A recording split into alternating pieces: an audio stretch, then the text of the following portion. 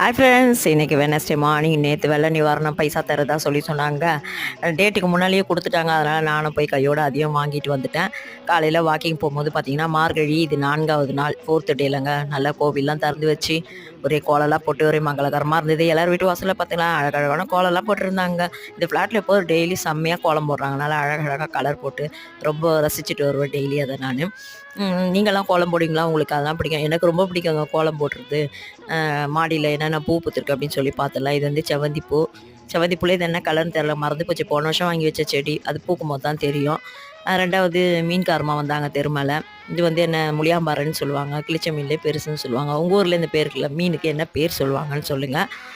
தெருமலை வந்ததுனால சரி ஒரு 100 ரூபாய்க்கு வாங்கினேன். இவங்க தான் எங்கள் மீன்காரம்மா பாயம்மா. நல்லா கொடுப்பாங்க. 100 ரூபாய்க்கு பாருங்கள் எத்தனை கொடுத்துருக்குறாங்க. 12 மீன் கொடுத்துருக்குறாங்க. பரவாயில்ல, மீனும் நல்லா ஃப்ரெஷ்ஷாக இருந்தது. இந்த வீடியோ பிடிச்சா லைக் பண்ணிவிட்டு நம்ம சேனலை சப்ஸ்கிரைபும் பண்ணிவிடுங்க.